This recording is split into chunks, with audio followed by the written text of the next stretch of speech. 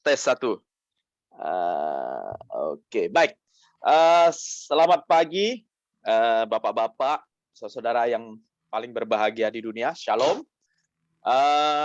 Ya, perkenalkan nama saya Arifin Chandra Hiu. Saya berasal dari Provinsi Bangka Belitung, tepatnya di Pulau Bangka, Kota Sungai Liat.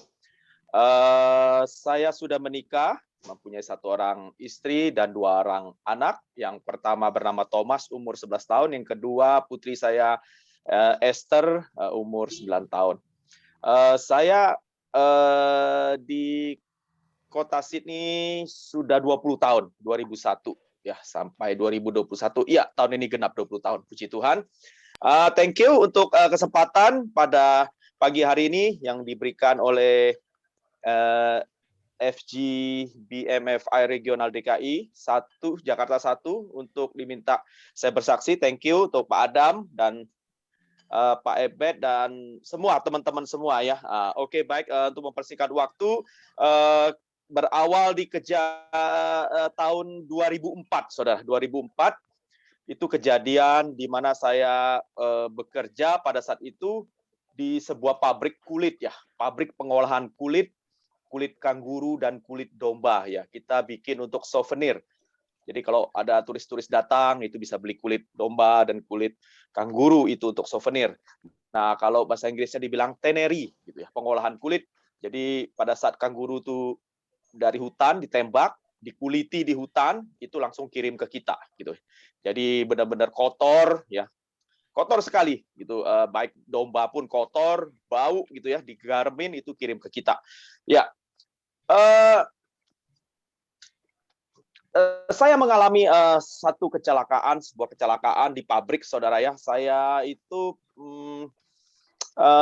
mengalami kecelakaan itu pada saat di mana tong yang saya gunakan untuk pengolahan kulit itu di situ ada 3 setelan switch-nya atau penggeraknya gitu ya. Yang pertama itu manual, yang tengah-tengahnya itu tanda stop, yang ke bawah itu otomatis. Nah, saya lupa bahwa mesin itu saya jalankan dengan pencet otomatis. Otomatis itu kalau manual itu kalau kita pencet dia akan berjalan terus sampai kita stop dia baru berhenti.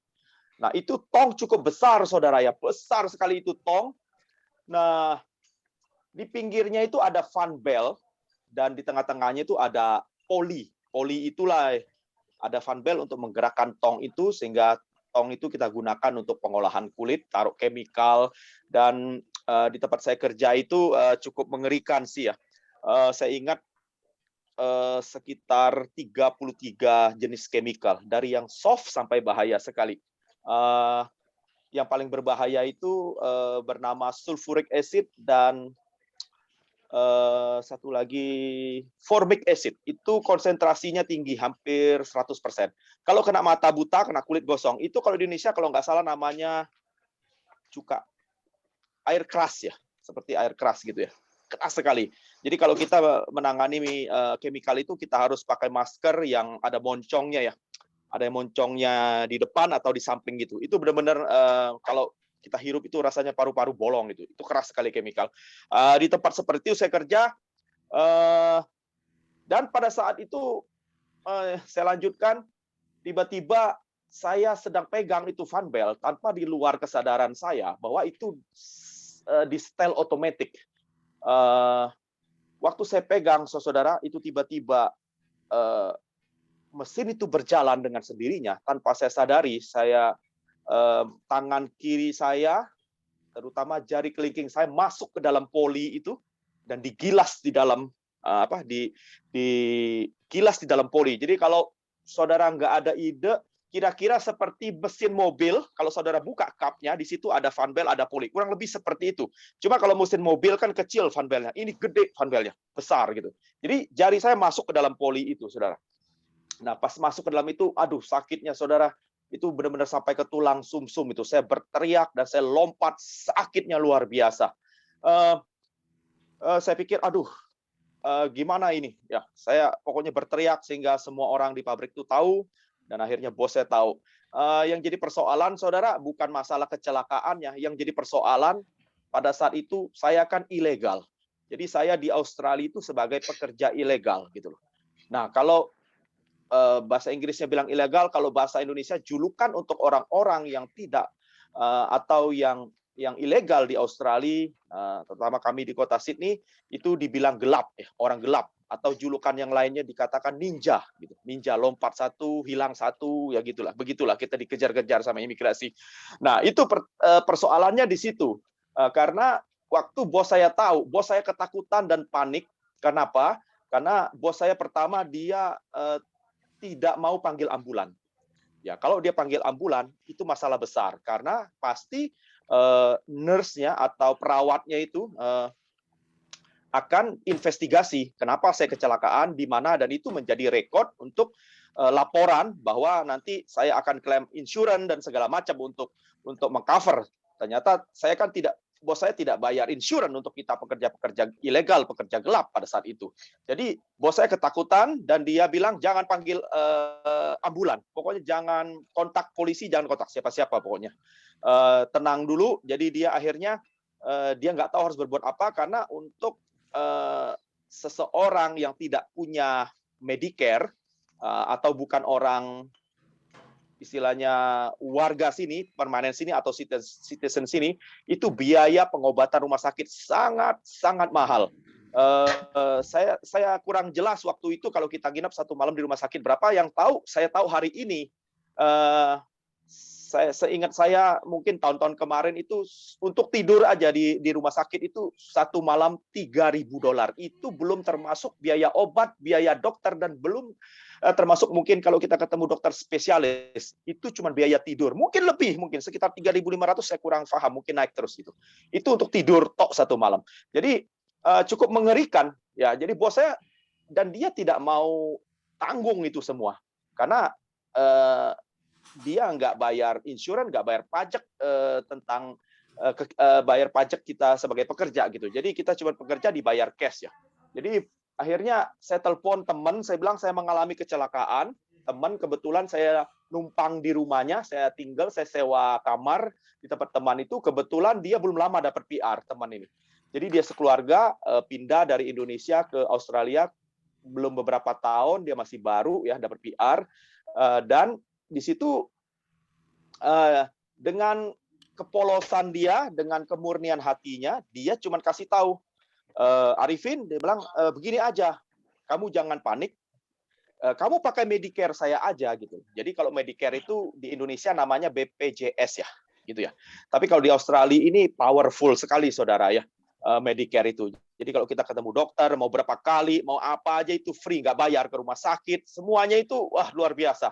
Kalau pakai Medicare itu benar-benar kartu ajaib itu.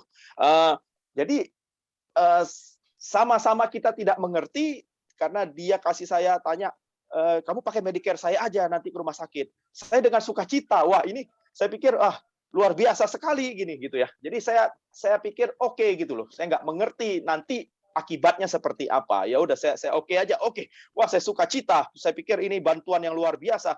Ya udah. Akhirnya saya kasih tahu ke bos saya bahwa ada kabar sukacita, teman saya mau minjamkan Medicare dan kita akan ke rumah sakit. Wah, bos saya juga senang, sukacita karena dia tidak akan keluar uang kan begitu. Jadi akhirnya ya udah kita pergi ke rumah sakit, tapi sebelum ke rumah sakit kita pulang dulu ke rumah, mampir, bos saya anterin saya. Aduh, saudara, sakitnya itu luar biasa, betul-betul sakit. Retak ya, tulang saya itu retak, jari saya itu. Saya cuma berteriak, melompat, pokoknya saya berteriak, sakitnya itu nggak kuat, saudara ya. Saya cuma berdoa, Tuhan tolong, saya cuma berdoa gitu, minta belas kasihan, minta Tuhan tolong gitu. Akhirnya bos saya bawa ke rumah, kita ambil Medicare itu, tibalah kita di rumah sakit. Tiba di rumah sakit, saya lihat di tempat emergency itu penuh orang, penuh sekali. Dan di situ saya langsung lapor ke resepsionis, saya kena gini-gini kecelakaan, dan pihak dari resepsionis minta Medicare, saya kasih Medicare teman saya itu. Akhirnya ya udah semua oke. Saya bilang saya nggak kuat ini, saya minta apa gitu, painkiller itu ya, Panadol, dikasih Panadol. Ya puji Tuhan, sambil nunggu kira-kira kurang lebih 1 jam saya nunggu, baru saya dipanggil, saudara ya. Dan saya ingat bos saya cuma kasih saya uang $50. Ya, bos saya bilang begini, Ari, don't worry about everything, dia bilang, jangan takut, pokoknya kamu tenang aja, kamu obati segala macam, nanti semuanya oke. Akhirnya dia tinggalin saya sendiri di rumah sakit tuh, saudara. Ya, saya sendiri, akhirnya ya 1 jam saya nunggu dipanggil, saya diobati, ya. Tapi setiap dokter itu masuk, saya juga bingung gitu. Setiap saat dia tanya, nama kamu siapa? Nah, saya kan harus berdasarkan Medicare itu ya. Jadi saya tuh pakai identitas orang. Aduh. Tapi untung saya tahu gitu loh. Keluarga ini karena saya tinggal sama dia, saya tahu namanya bapak ini, nama istri, nama 2 orang anaknya saya tahu. Karena di Medicare tuh semua tertera nama-nama keluarganya ya. Jadi saya sebut satu persatu. Nah, setiap ada dokter lain lagi datang, dia tanya, "What is your name?" Terus nama istri kamu siapa? Nama anak kamu siapa? Begitu terus. Waduh, saya makin curiga nih. Ada apa? Saya kan takutnya salah sebut nama saya gitu. Aduh, saya pikir, wah, ini cukup menegangkan ya. Jadi akhirnya tetap semua berjalan seperti biasa. Dia obatin ya, disuntik, di ronsen, pas ketemu di ronsen, saudara. Itu kalau kita nggak pakai Medicare, itu biayanya cukup mengerikan loh. Cukup mengerikan. Mahal sekali gitu. Di ronsen ternyata ditemukan bahwa tulang kelingking saya retak. Nah, saya waktu itu belum menikah, masih pacaran. Nah, yang mana yang sekarang menjadi istri saya, Liana, waktu itu masih pacaran dengan saya telepon bahwa saya mengalami kecelakaan. Akhirnya dia datang ke rumah sakit. Saudara, waktu dia datang itu lucunya dia cari nama saya, ya kan? Kan rumah sakit tuh di Renwick Hospital itu gede sekali. Jadi dia harus cari ke resepsionis, saya mau cari nama Arifin Chandrahyu. Setengah jam atau sejam yang lalu dia masuk ke sini. Dia ngalami kecelakaan. Resepsionis cari-cari, nggak ada, saudara. Ngotot. Waktu itu pacar saya ngotot, ada orangnya. Dia telepon saya, kok masih nggak ada dia. Akhirnya sempat argumen sama resepsionis. Kenapa? Memang nggak ada nama saya. Saya nggak kasih tahu lagi bahwa saya pakai Medicare orang gitu loh. Namanya Ali Basirun. Ya nggak ketemu. Sampai menimbulkan sesuatu yang aneh gitu loh. Akhirnya dia telepon saya, kamu pakai nama siapa? Aduh, sorry, saya bilang. Pakai nama si Ali Basirun, bukan nama saya. Lu kamu ngomong dong. Kalau enggak gimana bisa enggak ketemu gitu. Aduh, saya udah salah, saudara. Lupa gitu loh. Ya, akhirnya ketemu gitu loh. Enggak lama teman yang kasih Medicare datang juga dia. Setelah datang, ya setelah itu saya tetap diobati ya dalam proses. Saya tertidur di kamar, mereka datang mengunjungi saya. Setelah bincang-bincang, saudara, suasana makin tegang ya, makin mengerikan. Kenapa? Setelah bicara, akhirnya maksudnya kok kamu pakai Medicare, kata pacar saya, pakai Medicare orang ini. Kalau terjadi apa-apa, kamu tahu nggak resikonya gitu loh. Akhirnya setelah dijelaskan panjang lebar, oh iya loh, bahwa yang kita lakukan ini salah gitu loh. Termasuk ya mungkin crime ya, bisa ke arah kriminal gitu loh. Karena pakai identitas. Seandainya kalau sampai saya meninggal pakai identitas itu, saudara bisa honghiam gitu loh. Bahaya sekali gitu ya. Itu seperti nanti teman saya yang saya pakai Medicare, kalau seandainya kita berbicara kosongnya saya meninggal misalnya, pakai Medicare dia, itu saya dinyatakan Ali Basirun ini hilang loh, identitasnya hilang, dikatakan tetap meninggal, bahwa orangnya masih ada karena saya pakai identitas dia gitu. Berbahaya sekali. Dan setelah itu kita sadar bahwa apa yang kita lakukan itu salah gitu loh. Dan akhirnya saudara tahu situasi sangat tegang ya. Waktu dokter datang, dia tanya ke pacar saya, ini siapa? Saya bilang istri saya, karena saya udah ketakutan, saudara. Orang kalau panik, kalau ketakutan, itu jawabannya udah nggak pasti nggak benar ya. Saya bilang istri saya. Nah, pacar saya bilang, bukan, saya bukan istrinya dia. Nah, dokter curiga, kita kalut di situ, kita panik, saudara. Ya, jadi akhirnya dokter itu curiga, dan dokter itu kayaknya sedikit marah, dan dia tahu sesuatu nih ada yang nggak beres. Dia keluar langsung, saudara. Dia marah-marah, dia keluar kok. Ditanya apa, jawabnya nggak itu ya. Jadi dia mulai curiga gitu. Dan kita bertiga itu udah terjadi kayak seperti argumen gitu ya, kayak orang ketakutan, saudara. Jadi pada saat itu cukup mengerikan. Kalau sampai misalnya ketahuan, saya berpikir seperti ini. Teman saya sekeluarga ini, resikonya dia pasti PR-nya di cancel, permanent residence-nya di cancel. ya, dan dia bisa dideportasi ke Indonesia. Kalau saya ketahuan, bisa jadi saya juga ditangkap sama imigrasi atau bisa dipenjara dan dia pun bisa dipenjara, saya pikir ya. Karena ini seperti mungkin kriminal ya, pakai Medicare seperti ini gitu loh. Bahaya sekali gitu. Jadi akhirnya ketakutan sekali dan saya pikir ini dokter pasti lapor polisi atau apa. Saudara tahu, dalam waktu cuma beberapa menit saya lihat 2 orang polisi lewat di situ, saudara. Waduh, saya ketakutan sekali, luar biasa, benar-benar takut. Saudara tahu, saking saya takutnya, hilang rasa sakit tangan saya. Hilang.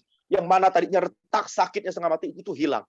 Ketakutan itu membuat hilang. Saya lupa dengan penyakit saya. Sekarang saya pikir bagaimana untuk kita secepat mungkin keluar dari rumah sakit ini. Saya cuma berdoa, Tuhan tolong, saya bilang, Tuhan tolong. Kami tidak tahu memang apa yang kami perbuat ini, kami tidak sengaja, nggak ngerti. Maksud teman saya baik nolongin saya, tapi maksud saya pikir ide yang bagus juga, tetapi kenyataannya fatal ya. Saya ngeri sekali gitu, saya takut sekali gitu. Saya lihat 2 orang polisi itu. Saya pikir, waduh, ini kalau saya ditangkap pulang, oke lah, nggak jadi persoalan lah, walaupun itu masalah bagi saya. Tetapi yang saya pikirkan nasib teman saya yang ngasih saya Medicare ini pasti permanen residen dia di-cancel. Bagaimana dengan masa depan dia? Gitu sekeluarga kalau dia bisa pulang atau mungkin masuk penjara gitu ya. Jadi ketakutan yang sangat luar biasa ya saudara. Jadi saya cuma berdoa, Tuhan tolong, Tuhan tolong. Akhirnya saudara, singkat cerita, saya nggak mikir lagi tangan saya itu udah hitam bengkak gitu deh. Sakit sekali, udah dibungkus. Saya cuma bilang ke susternya, saya bilang, saya kayaknya tangan saya oke nih, jadi saya nggak merasa apa-apa lagi gitu, numb gitu ya, kayak udah nggak sakit lagi gitu, karena saking takutnya gitu. Saya coba secepat mungkin untuk keluar menghindar dari rumah sakit itu. Saya takut ketahuan kan. Jadi akhirnya saya bilang ke susternya, saya bilang tangan saya oke, boleh nggak sekarang saya pulang, saya bilang. Karena prosesnya belum, pengobatannya itu sebenarnya belum selesai, masih ada beberapa tahap. Tapi saya minta dia izinkan saya pulang. Saya bilang tangan saya sudah oke. Nah, susternya happy. Oh, oke kalau begitu. Dia bilang tinggal 1 lagi ya, ketemu dokter lagi, kamu disuntik, udah kamu pulang. Gitu. Saya bilang kayaknya sih oke sih, secepat mungkin sih. Saya bilang nggak apa-apa gitu. Saya secepat mungkin menghindar. Saudara, nggak berapa lama memang diizinkan ya. Saya pulang, saya lari bertiga-tigaan, lari dari rumah sakit itu keluar. Waduh, saudara, rasanya saya sesak napas di dalam itu. Pokoknya ketakutan yang luar biasa. Di situ ada lunch ya. Mau makan, waduh, perut saya udah lapar. Nggak jadi makannya. Saya takut. Pokoknya udah nggak mikir lagi. Dan akhirnya kita keluar dari rumah sakit itu. Waduh, saya setelah keluar dari rumah sakit itu lega sekali. Saya bilang, puji Tuhan, terima kasih Tuhan. Saya bilang, aduh, saya nggak mau lagi deh yang melakukan hal-hal yang seperti ini. Saya bilang, ya saudara, saya ngalami banyak hal ya. Memang saya itu di tengah-tengah masa-masa sulit, masa-masa gelap, masa-masa ilegal di Australia, saya itu memang memang belajar berpengharapan kepada Tuhan. Saya cari Tuhan sungguh-sungguh ya. Jadi akhirnya ya semua beres ya gitu ya. Saya bersyukur kepada Tuhan. Saya ingat cerita saya ini, saya ingat di dalam satu, kalau saya ini ada ayatnya ya, Mazmur 37 ya, 23, 25. Dikatakan Tuhan menetapkan langkah-langkah orang yang hidupnya berkenan kepadanya. Apabila ia jatuh, tidak sampai tergeletak.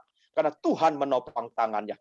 Terus 25 dikatakan, Daud bilang, dulu aku muda, sekarang aku telah menjadi tua. Tidak pernah kulihat orang benar ditinggalkan, dan anak cucunya meminta-minta roti. Ya, Ibrani pasal 13 ayat 5 dikatakan, aku sekali-kali tidak akan membiarkan engkau, sekali-kali tidak akan meninggalkan engkau. Biarlah kesaksian saya ini boleh menjadi berkat ya, saudara ya. Saya itu di Australia ketakutan demi ketakutan ya. Banyak cerita, saya naik gedung ya, dikejar imigrasi 3 kalinya lolos. Banyak saudara, banyak di airport saya mau dipulangin, saya lolos. Aduh, saya banyak mengalami pertolongan Tuhan dalam hidup ini. Tuhan itu dahsyat, hebat dan luar biasa. Saya bersyukur sekali punya Tuhan Yesus. Thank you untuk siang hari ini kesaksian saya biar menjadi berkat bagi kita semua. Amin. Amin. Amin. Puji Tuhan, kesaksian luar biasa. Itu cirinya orang yang takut akan Tuhan. Pada saat kita melakukan kesalahan, dosa, pasti ada sesuatu yang aduh, gue berbuat dosa. Tapi pertolongan Tuhan luar biasa. Ya, baik. Itu kesaksian dari Pak Arifin. Pak Arifin ada ada satu pujian yang sebentar akan dinaikkan. itu kemarin sudah dikirim. Kita akan mendengarkan pujian yang dinaikkan oleh Pak Arifin sendiri. Nanti pada setelah kesaksiannya Pak David, kita akan juga mendengar tim dari ANZ, ya, ada berapa orang untuk boleh menyanyikan pujian special song. Ya, Pak Arifin akan menyanyikan pujian. Mungkin Pak Kasdim bisa tolong putar videonya. Puji Tuhan.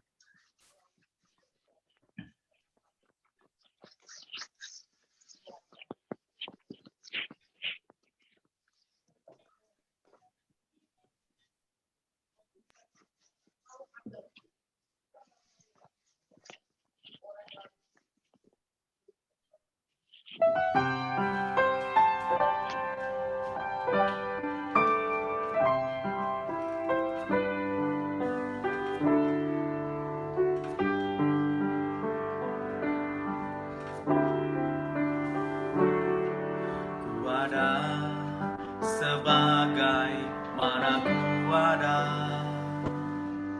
berdiri menghadap tatamu Bapa, semua karena anugerah-Mu yang telah selamatkanku. Ku hidup dalam segala kelimpahan, ku layak untuk melayani Tuhan, semua karena anugerah-Mu tercurah bagiku. Besar anugerah-Mu, berlimpah kasih-Mu, semakin hari semakin bertambah. Besar anugerah-Mu.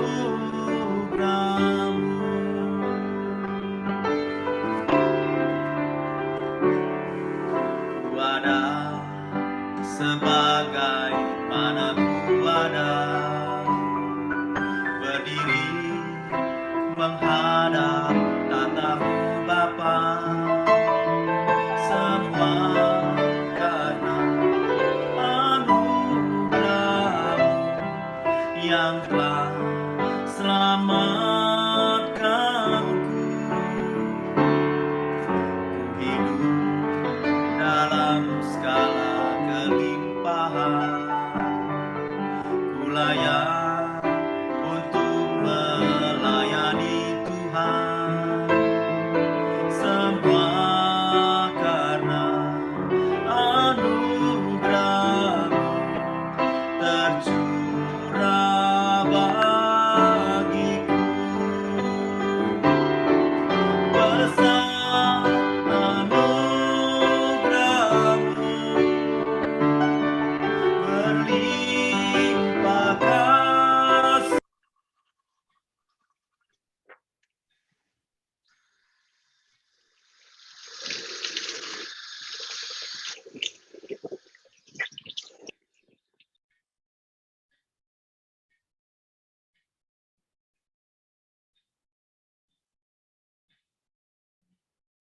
Ya, Pendidikan sport.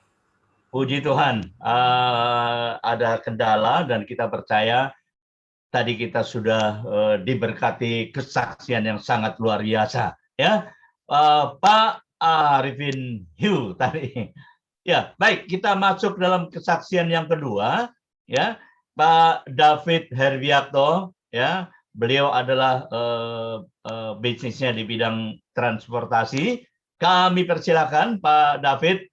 Ini adalah field rep dari DKI 11. Kami persilakan Pak David, langsung saja. Mic-nya Pak dibuka. Ya, shalom semuanya. Ya, teman-teman yang dari Australia, New Zealand ya. Selamat bergabung semuanya, teman-teman DKI 1 juga ya. senior-senior. Jadi sebelumnya saya mau minta maaf, sebetulnya ada event yang kemarin ya, Kang Ebet, yang waktu saya berhalangan lagi di luar kota. Nah, sekarang ini saya mau menyaksikan sekali lagi kebaikan Tuhan Yesus. Ya. Amin. Jadi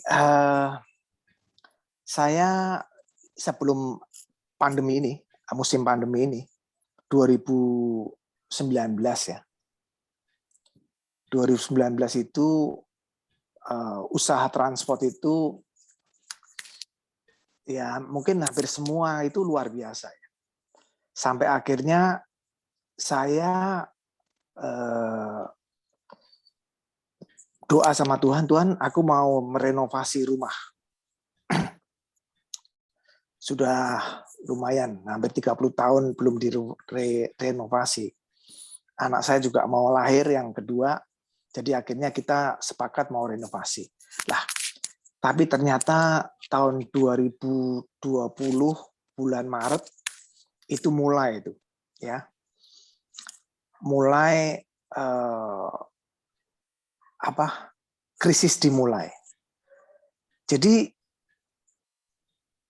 saat ini teman-teman itu 95% pengusaha transport di Indonesia itu hidup enggak, mati juga enggak ya. Karena memang khususnya di bidang bus transport ya, seperti saya.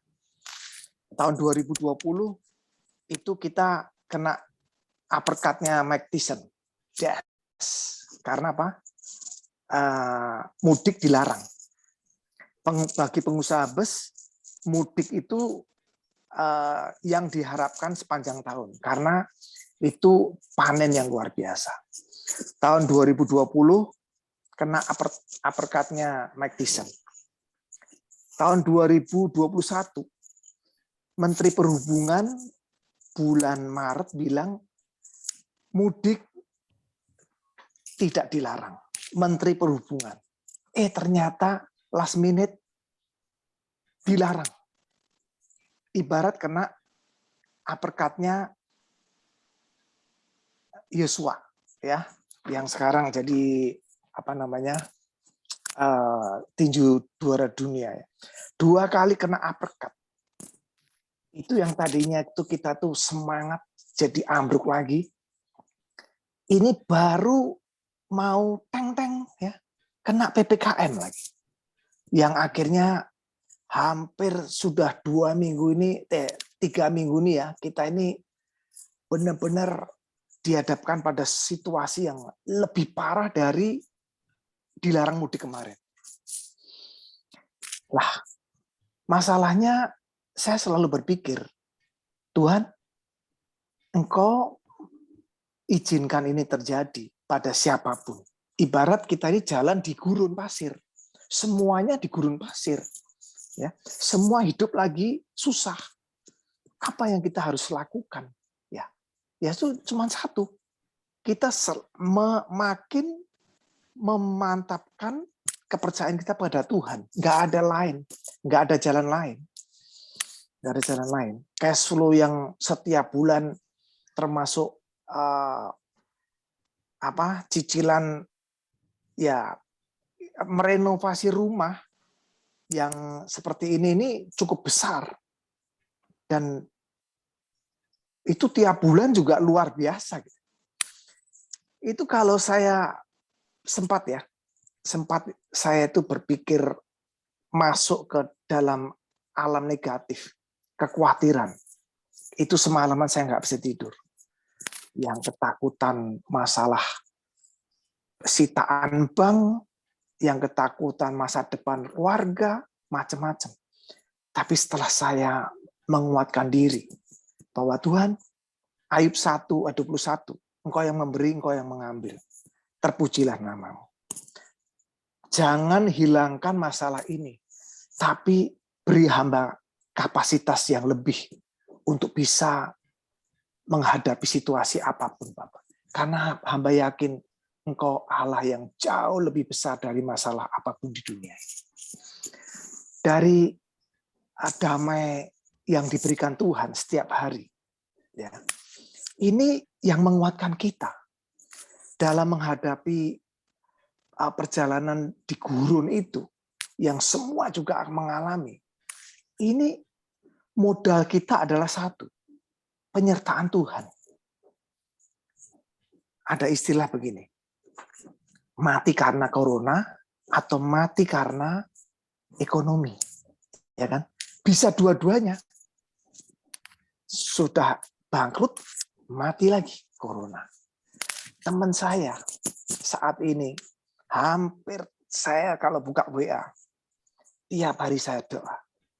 Yang butuh plasma donor, yang ini saya tanya komorbidnya apa, diabetes.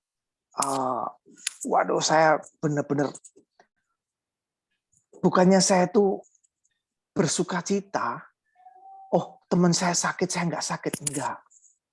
Mereka juga saudara kita. Saya merasakan banget rasanya kesusahan, masalah ya. Di saat ini lagi sakit, lagi enggak bisnis macet, sakit, ya kan? Waduh, luar biasa. Benar-benar ini teman-teman ya, kalau kita ini nggak punya Tuhan Yesus ya, saya yakin saya gila. Gitu. Karena yang saya pikul ini luar biasa. Ya. Tanggung jawab saya ini banyak sekali. Nah, di saat kita tuh sempat nggak kuat, ya, Tuhan kasih penghiburan. Jadi tahun 2013 kemarin saya ngangkut antar jemput doa bersama puasa di gereja saya.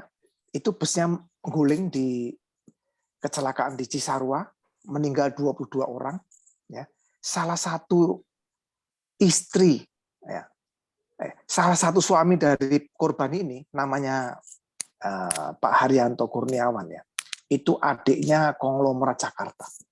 Itu nuntut saya 10 miliar. Karena kematian istrinya di kecelakaan itu. Pengadilan negeri, ya, saya dari 10 miliar 326 juta. Itu yang 10 miliar dicoret. Karena hakim bilang ini pemerasan. Nah, kita bicara tinggal 325 juta. Terus akhirnya tok 305 juta. Kayak teh botol, kuaci, ya, itu dimasukin semua. Dituntut ke saya, dicoretin hakim semua. Nah, pengacara saya juga pengacara senior yang setingkat dengan Pak Oce itu membantu saya free, ya. Itu juga pertolongan Tuhan. Nah, pengadilan negeri saya suruh bayar 305 juta. Saya nggak mau. Karena waktu itu ada Malaysian Airlines jatuh, ya, ditembak sama Rusia. Itu satu orang dikasih ganti kerugian 5.000 US dollar. Kira-kira 75 juta. Nah ini Girindah Airline masa bayar 305 juta. Saya nggak mau. Akhirnya saya banding. Di dalam pengadilan tinggi, saya menang. Sampai pengacara saya kaget. Ini kenapa bisa menang? Saya dibebaskan dari tuntutan. Ya. Terus lawan saya nuntut ke MA. Di MA ini ada 5 hakim. Saya nggak berani ngomong nih masalah kalau hakim MA ini bisa di 386 kan. Bisa bahaya ini, viral nih. Nah ini akhirnya karena mereka konglomerat, ya, mereka kata pengacara saya membayar hakim ini 5 hakim kali berapa nggak tahu. Tapi puji Tuhan, kita menang lagi di MA. Lah, belum lama ini, kira-kira 2 bulan ini, setahun yang lalu mereka PK, peninjauan kembali. Itu istilah kalau di pengadilan sini tuh anfrah, udah final, udah nggak bisa kan lagi. 2 bulan yang lalu pengacara saya kaget. Pak David, ini benar-benar pernyataan Tuhan Yesus luar biasa. Kita menang lagi. Wih, benar-benar. Jadi semua, kalau kita tuh mau ya, tiap pagi saya memaksakan diri jam 3 pagi. Itu lagi tidur enak-enaknya, saya memaksakan diri ketemu Tuhan, berdoa. Tuhan bicara kepada hamba, beri kekuatan aku, beri penyertaan, perlindungan, keluargaku, kesehatan. Nyata, saudara-saudara, teman-teman ya. Jadi kalau Tuhan Yesus selalu menolong saya, dan saya yakin Tuhan Yesus juga menolong teman-teman semuanya. Siapa yang mengandalkan Tuhan Yesus tidak akan kecewa. Jadi ayat favorit saya adalah Filipi 4 ayat 13, yaitu apa? Segala perkara dapat kutanggung di dalam Dia yang memberi kekuatan kepadaku. Tuhan Yesus memberkati semuanya. Terima kasih, Kang Metet. Haleluya. Ya. Puji Tuhan. Tuhan memberkati kesaksian luar biasa Pak David ya. Itu seperti semboyannya Pak Holyfield dulu ya, waktu bertinju. Oh ya. Puji Tuhan. Baik, kita sudah diberkati. Kita segera masuk dalam pemberitaan firman Tuhan. Sebentar sharing firman Tuhan, hambanya Bapak Halim Santoso. Beliau adalah sebagai regional sekretari di ANC. Bisnisnya sebagai digital business. Tapi sebelum itu, nanti ada special song karena tim dari Pak Halim ini juga dari Australia. Ini ada tim ya pemuji yang sangat luar biasa. Kita mendengar pujian ini terlebih dahulu.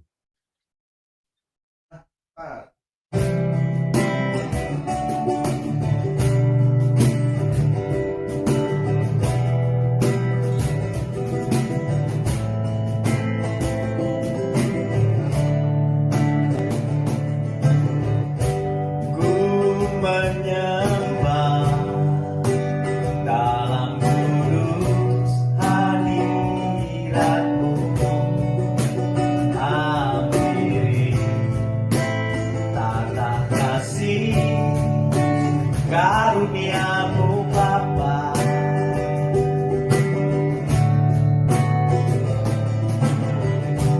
Kekuatan-Mu hanya dalam hadirat-Mu, Yesus. Hanya Kaulah segalanya.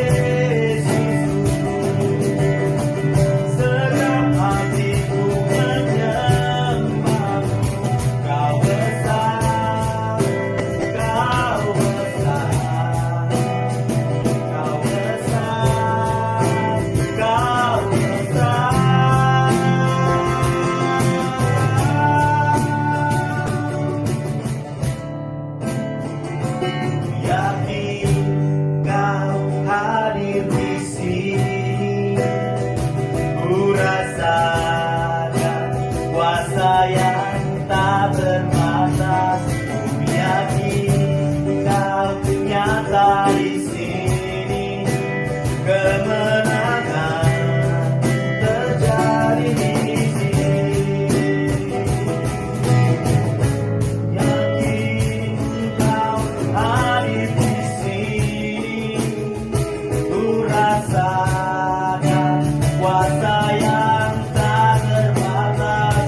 Ku yakin kau nyata di sini, kemenangan terjadi di sini, kesembuhan terjadi di sini, kelepasan terjadi di sini, kemenangan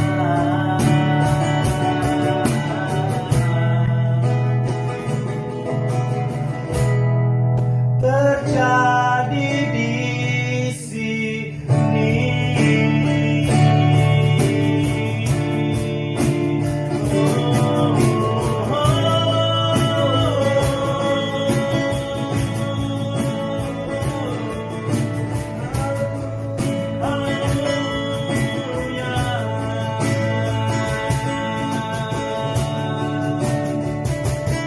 Menyembahmu Tuhan, meninggikan namamu, Yesus, segala-segalanya.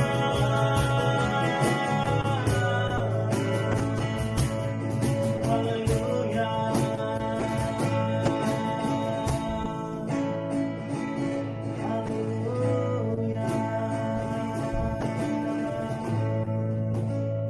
Amin, amin. Ku yakin kemenangan terjadi saat ini. Ya, langsung saja kita akan mendengarkan sharing firman Tuhan. Pak Halim Santoso, kami persilakan Pak Halim. Langsung saja buka mic-nya, Pak. Baik, terima kasih Kang Ebet. Nah, Salam ya, semuanya. FGB Man.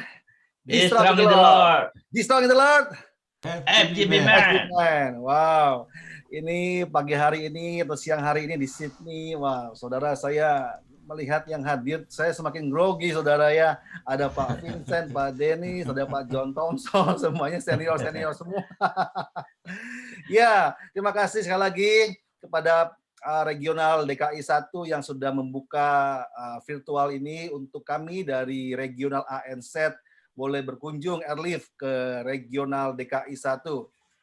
Saya masih ingat saudara ketika setiap ada airlift or landlift itu pasti ada hubungan persaudaraan di antara FGB Men. Ya sayang sekali kita hanya virtual ya Kang Ebet ya. Harusnya kita kalau ketemu langsung kayak lebih luar biasa. Ada api yang membara gitu ya. Amin. Saya itu ketika ada airlift or landlift. Oke, baik saudara, saya akan share screen. Alright, give me one sec. Oke. Apakah bisa dibuka, Kang Ebet? Ya. Oke, saya. Oke, siap. Ya. Oke, saudara semua, ini adalah family saya. Saya ingin memperkenalkan nama saya. Nama saya Halim Santoso. Usia saya 44 tahun. Dan ini adalah family saya. Yang paling kanan itu istri saya. Usia 38 tahun, namanya Yiska. Dan kami punya 2 orang anak. Yang besar, yang difoto ini adalah anak saya yang besar. Daphne Mariela Santoso, umurnya 15 tahun. Dia sedang berulang tahun. Dan yang kecil, anak saya usianya 12 tahun. Namanya Kenzo. Saudara, kami aslinya dari kota Cirebon, Jawa Barat. Ya, ada Pak Daud juga. Pak Daud kenal baik saya dengan Pak Daud. Ya, kami dari Cirebon dan kami pindah ke Sydney baru 6 tahun. Tanggal 29 kemarin kami genap 6 tahun di Sydney. Ya, dan bisnis atau pekerjaan yang kami kerjakan, kami berdua mengerjakan online bisnis sambil istilahnya belajar sesuatu networking. Ya, lalu juga kami masih punya usaha di Cirebon, juga rumah makan di Cirebon. Dan sebelum pandemi ini saya bekerja sebagai Uber driver. Dan karena pandemi COVID, Uber di sini kurang gitu bagus. Akhirnya saya beralih, saya dan istri kami berdua menjadi kurir di Amazon. Ya, dan kami beribadah di gereja Hillsong di Sydney. Oke, saya pikir perkenalan dari kami cukup. Kita akan sama-sama mendengar firman Tuhan. Oke, ini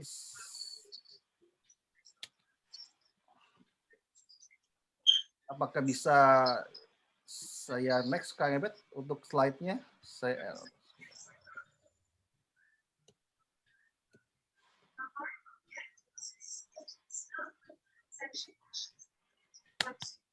sebentar, ini sepertinya ada kendala, saya tidak bisa next slide. Diulang saja dari awal, Bro Halim. Oke, saya ulang dari awal ya Pak ya. Sebentar, gitu Mas ya. Ya, oke. Saya akan share screen sekali lagi. Apakah bisa? Oke. Siang hari ini kita akan belajar tentang double standard. Mari kita buka firman Tuhan. Saya sudah kita buka Amsal 20 ayat yang ke-10. Dikatakan dua macam batu timbangan, dua macam takaran. Kedua-duanya adalah kekejian bagi Tuhan. Saudara, ketika saya baca ayat ini di awal-awal pertama kali saya baca ayat ini, saya kurang mengerti kenapa ada dua macam. Bukankah batu timbangan hanya ada satu? Dan kenapa ada dua macam takaran? Dan yang paling menarik adalah ternyata kedua-duanya adalah kekejian bagi Tuhan. Dan setelah saya mencari tahu, rupanya saudara, ayat ini adalah ketika bangsa Israel melakukan transaksi jual beli pada waktu perjanjian lama. Jadi mereka itu ketika bertransaksi berjual beli, mereka menggunakan dua macam batu timbangan. Saudara, saya kasih gambarnya itu di sebelah kiri itu timbangan bebek ya, itu timbangan yang saya pernah kenal waktu saya masih kecil itu, dan di bawahnya itu batu timbangan. Nah, batu timbangan ini masih bentuknya logam ya, maksudnya kalau zaman dulu mungkin bisa batu dan lain sebagainya. Oke, dan waktu itu ternyata bangsa Israel ketika mereka berjual beli transaksi bisnis menggunakan dua macam batu timbangan. Jadi contohnya, misalkan saya sebagai seorang penjual dan saudara adalah seorang pembeli. Dan ketika saudara membeli sesuatu, katakanlah kacang kepada saya, dan saya menggunakan batu timbangan yang secara physically saudara melihatnya 1 kilo, contohnya. Padahal isi atau dari berat batu ini 9 ons, tidak genap 1 kilo. Dan ketika saya timbang dan saudara pulang ke rumah, saudara cek, ternyata beratnya hanya 9 ons. Artinya apa? Artinya saudara selaku pembeli dirugikan dan saya selaku penjual diuntungkan dengan kecurangan yang saya perbuat. Dan itu adalah kekejian bagi Tuhan. Dan itu yang dilakukan oleh bangsa Israel pada waktu itu. Dan saudara, saya penasaran bagaimana dalam bahasa Inggris gitu ya. Apa yang dikatakan dalam bahasa Inggris? Ini mati lagi ya. Oke. Tidak bisa di. Alright. Saya stop. Oke, saudara, saya mohon maaf, ini something wrong.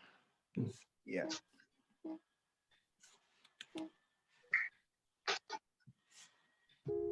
Oke, dalam bahasa Inggris dikatakan, saya ambil dari Modern King James, dikatakan different kinds of weights, different kinds of measures, both are hateful to Jehovah.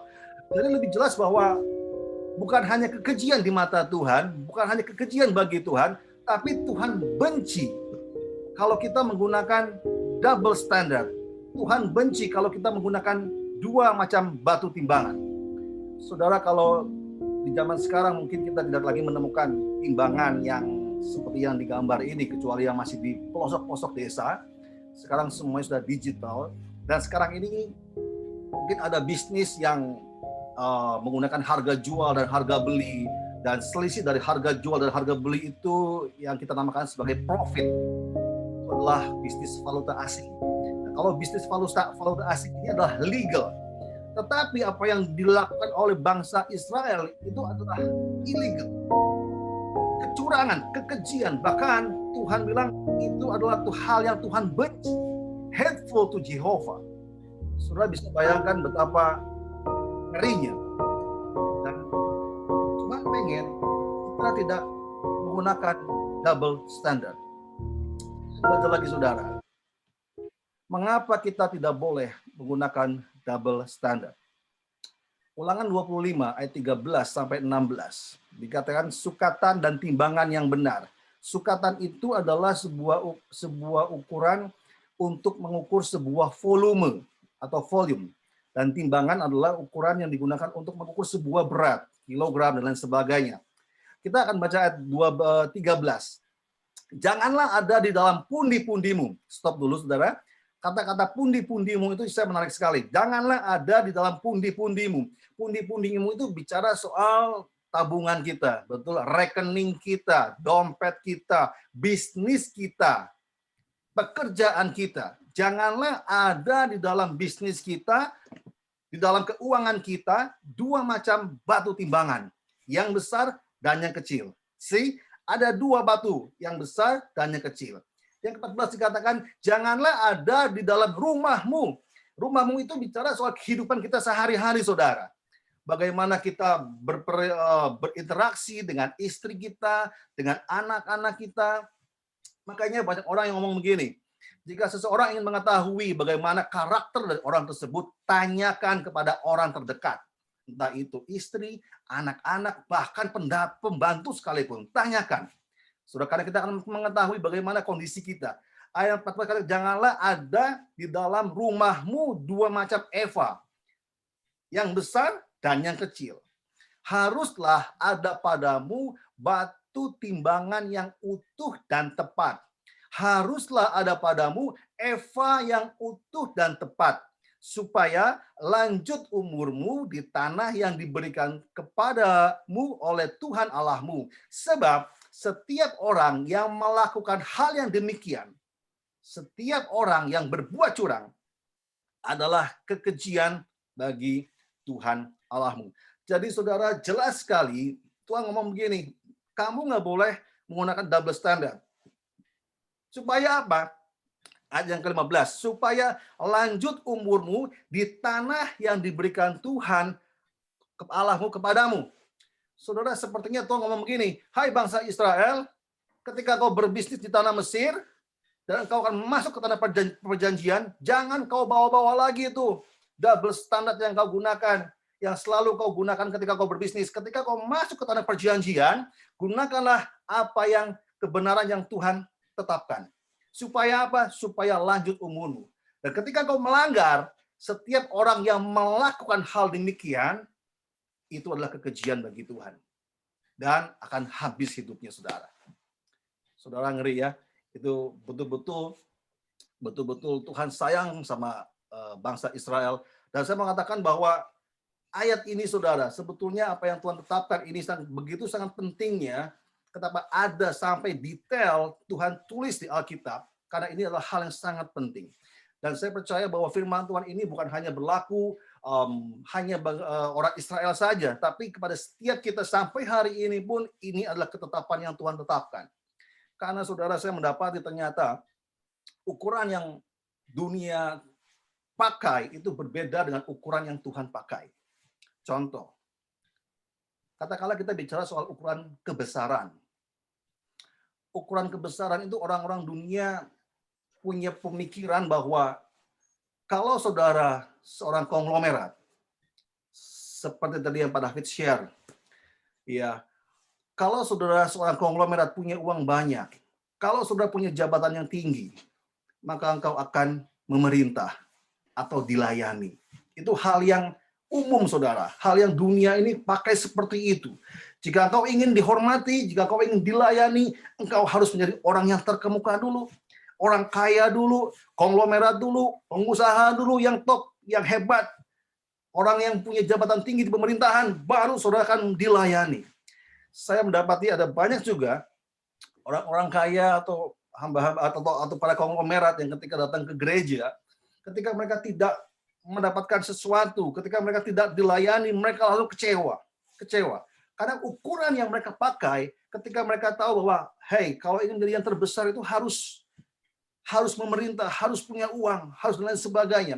Dan yang menarik di sini adalah ukuran kerajaan Allah. Saudara masih ingat ketika ibu dari Yakobus dan Yohanes meminta pada Yesus, tolong tempatkan kedua anak kami di sebelah kananmu satu dan di sebelah kirimu satu. Yesus ngomong apa, saudara? Siapa yang ingin menjadi yang terbesar di antara kamu, hendaklah ia menjadi pelayanmu. Jadi dua ukuran saja udah beda. Ukuran dunia, kalau ingin menjadi besar, harus memerintah, harus dilayani. Tapi ukuran Tuhan, kalau kau ingin menjadi yang terbesar, justru harus melayani terlebih dahulu. Itu yang Yesus katakan, saudara. Jadi kita harus jelas bahwa sangat jelas sekali Tuhan benci kalau kita menggunakan double standard. Oke, dua alasan kita memakai double standard. Ini yang menjadi alasan kenapa kok kita sering ya memakai double standard. Oke, yang pertama adalah compromise atau kompromi. Kompromi, ya bahasa yang lebih kerennya mungkin sekarang saudara kita menemukan adanya toleran. Ya, sebetulnya itu adalah sebuah excuse dari kompromi yang saya dapati. Toleran positif untuk bangsa yang besar seperti Indonesia itu memang diperlukan. Ya, tetapi dalam kehidupan, nilai-nilai kehidupan tidak ada yang namanya toleran atau kompromi, saudara. Tidak ada kata-kata yang namanya double standard. Kompromi seringkali kita taruh itu lebih tinggi daripada kebenaran. Saya mau katakan pagi hari ini atau siang hari ini, kebenaran adalah kebenaran. Kebenaran tidak bisa didiskon. Kebenaran tidak bisa kita tawar, saudara. Saudara nggak bisa bilang begini, oh yang teman-teman yang di ANZ mah mudah ngomong, karena contohnya masalah pajak. Semua sudah clear, sudah terbuka. Coba kita yang di Indonesia, semua kan sulit, gitu ya. Saya masih ingat, saudara, satu kali teman saya pernah ngomong begini, Pak Halim, sebagai kita yang ada dalam dunia bisnis, kalau menurut saya ya, dibilang, kalau soal urusan pajak itu, kita itu diumpamakan seperti orang yang mengosek WC, menyuci WC. Oh, kenapa saya bilang gitu? Jadi begini, Pak, kalau kita ngosek WC itu jangan terlalu bersih. Kalau bersih, itu licin, Pak, nanti jatuh. Nah, sama. Kita juga harusnya biasa-biasa aja. Yang penting bersih. Kalau kotor kelihatan, Pak. Jadi kalau soal pajak nih, Pak, jangan terlalu bersih. Biasa-biasa aja, Pak. Itu baru clear. Oh, saya kaget, saudara, ketika dia ngomong gitu, saudara. Ya, wow. Ternyata dia punya pola pikir yang berbeda, gitu kan. Nah, saudara, izinkan pagi hari ini saya ingin share singkat. Jadi, di tahun 2004 itu tahun yang sangat bersejarah buat saya karena tahun itu saya menikah di bulan Desember. Tetapi sebelumnya ada berita yang membuat saya bertanya sama Tuhan, kaget, yes. Karena apa? Desember saya menikah 2004. Tapi sebelumnya di bulan Mei di tahun yang sama, papa saya harus meninggal kena serangan jantung. Saya sebagai anak yang paling kecil, ketiga kakak saya sudah menikah semua, sudah punya usaha, sudah punya keluarga. Tinggal saya, anak yang paling kecil yang belum menikah. Dan saya berharap sekali bahwa papa saya, orang tua saya bisa menyaksikan saya menikah. Tapi Tuhan bicara beda, saudara. Papa saya meninggal beberapa bulan sebelum saya menikah. Itu membuat saya shock, kaget, dan saya bertanya-tanya. Tapi itu tidak membuat saya untuk kecewa sama Tuhan. Dan setelah papa saya meninggal, otomatis bisnis yang papa mama saya rintis dari awal itu mama bilang kamu yang kelola sekarang. Karena sebelumnya saya hanya bantu-bantu sekedarnya. Dan saudara, ada hal menarik di sini adalah ketika masalah pajak. Ya, papa saya selama ini ternyata dapat dikatakan itu kong kali kong dengan orang pajak, dengan kepala dinas pendapatan daerah. Jadi kami orang tua saya merintis rumah makan itu dari nol, dari gerobak, lalu dari tendaan, lalu dia nyewa sebuah ruko dan juga punya rumah makan. Dan singkat cerita, orang tua saya menggunakan papa saya itu membayar pajak dengan sistem norma. Dan ketika saya mempelajari, saudara, apa itu norma? Norma itu sesuatu yang wajar. Kalau kita berbisnis, income kita tidak lebih dari 4,8 miliar setahun, itu boleh diperbolehkan menggunakan norma. Jadi di poin itu buat saya nggak masalah menggunakan norma. Tapi ada satu sisi yang membuat saya kaget, ternyata papa saya itu dia membayar upeti kepada kepala dinas pajak setempat untuk supaya kami punya restoran tidak diperiksa. Saudara, restoran kami itu bukan restoran yang besar, jadi kami tidak mengenakan tax atau PPN, PPh ya, namanya itu ya 10% itu kami tidak kenakan. Ya, jadi kami pernah coba itu, tapi customer mulai bereaksi, mulai komplain, dan juga ada yang lari dan sebagainya. Oleh sebab itu, karena seperti itu, maka kami tidak mengenakan tax yang 10%. Dan saya baru tahu ternyata setiap bulan kepala dinas itu datang ke papa saya. Dia minta upeti. Contoh, katakanlah kami bayar pajak itu 5 juta per bulan. Ya, nah itu kepala dinas, dia minta setengahnya. Dia minta 2,5 juta per bulan. Ya, saya kaget ketika papa saya nggak ada, lalu saya take over, ketemu dengan saya, Pak Halim, ini loh biasanya Pak Iwan itu seperti ini.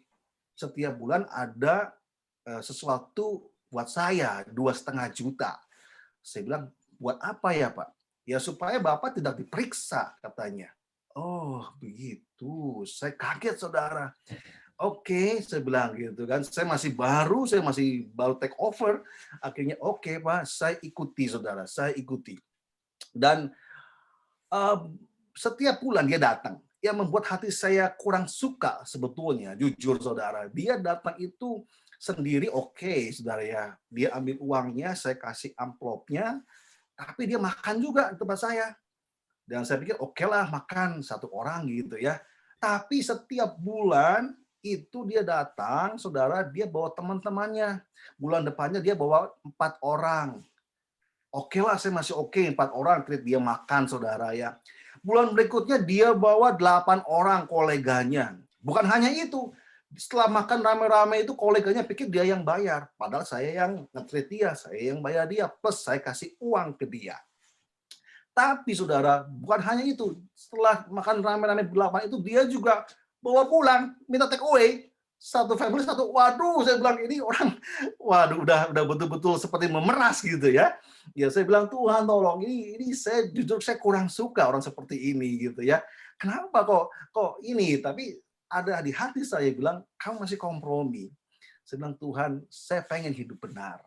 Tapi tolong saya nggak punya keberanian untuk berdiri di atas kebenaran. Tuhan tolong buka jalan. Satu waktu pas pergantian wali kota yang baru, Tuhan betul buka jalan, saudara. Tuhan wali kota yang baru membuat sebuah peraturan kepada rumah makan, bahkan warung makan yang kecil pun diwajibkan untuk membayar pajak 10%. Dia bikin X-banner yang besar, dia taruh juga akrilik bahwa semua customer harus bayar pajak, juga ada figura yang tempel, harus bayar pajak dan lain sebagainya. Saya bilang, yes, terima kasih Tuhan. Bahkan dia bilang, saya akan pasang alat buat rumah makan kamu, setiap transaksi itu masuk ke dalam laporan dari Dinas Pendapatan Daerah. Saya bilang, yes, saya mau. Yes, saya mau, saya bilang. Saudara, ketika orang kepala dinas itu tahu, dia datang ke saya. Pak Halim, bagaimana jadinya ini? Sekarang peraturan dari wali kota udah baru ini. Saya bilang, Pak, saya ikuti aturan dari Pak Wali Kota. Saya tidak mau lagi istilahnya berbohong, atau enggak, saya nggak mau lagi main-main lagi, Pak. Jadi Bapak kalau mau periksa kami punya restoran, silakan Pak. Saya sudah terbuka dan mulai saat ini saya akan kenakan pajak kepada seluruh customer saya. Even mereka kecewa atau mereka lari dari rumah makan saya atau mereka komplain, at least saya sudah coba melakukan kebenaran, saya bilang gitu. Dan kepala dinas bilang, oh begitu ya Pak Halim ya. Iya Pak, saya bilang. Saya mohon maaf Pak, saya tidak bisa lagi memberikan sesuatu kepada Bapak setiap bulan karena saya sudah terbuka dengan wali kota, dengan semua pendapatan daerah, saya sudah terbuka. Silakan Bapak cek semua, saya sudah terbuka dan saya tidak mau kompromi lagi. Saudara, itu adalah jawaban Tuhan. Dan ketika saya berani untuk berdiri di atas kebenaran, kebenaran itulah yang memerdekakan saya.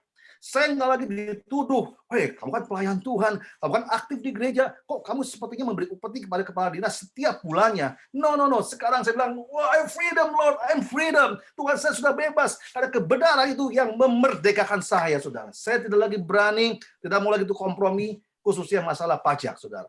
Itu yang saya alami, saudara. Oke, yang kedua.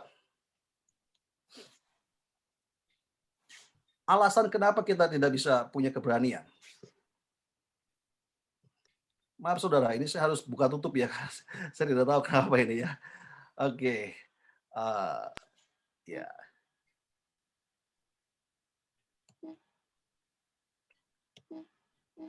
Oke.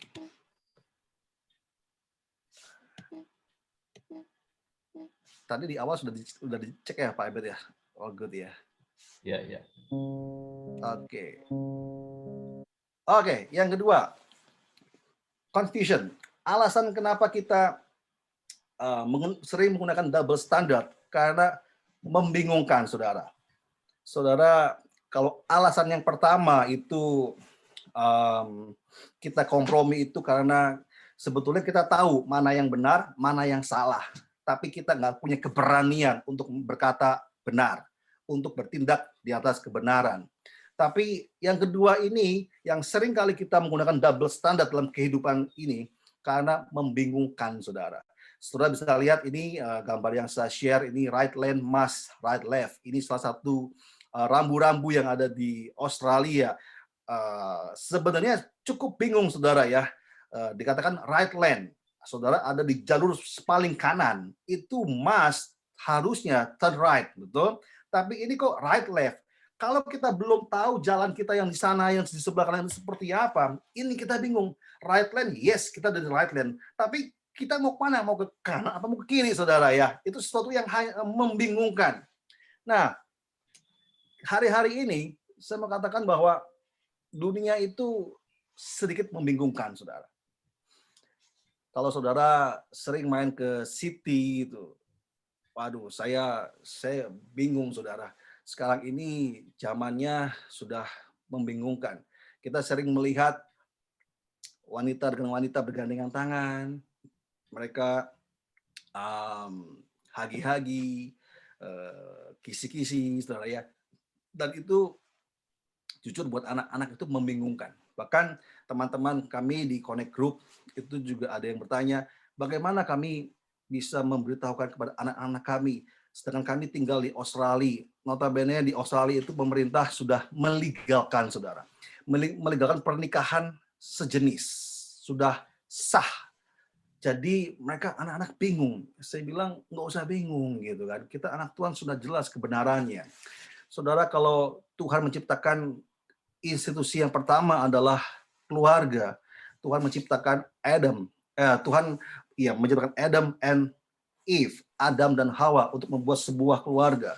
Tapi sekarang sudah bukan hanya Adam and Eve, tapi Adam and Steve, saudara. Itu yang bikin confusing, saudara ya.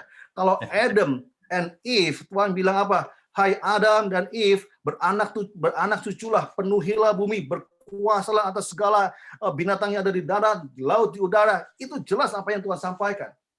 Tapi kalau Adam and Steve, saudara, aduh saudara, bagaimana mereka bisa beranak cucu, saudara, sampai dunia berakhir pun tidak mungkin bisa, saudara. Betul nggak? Nah, bukan hanya itu. Mereka berdua mencoba untuk membuat sebuah family, sebuah keluarga.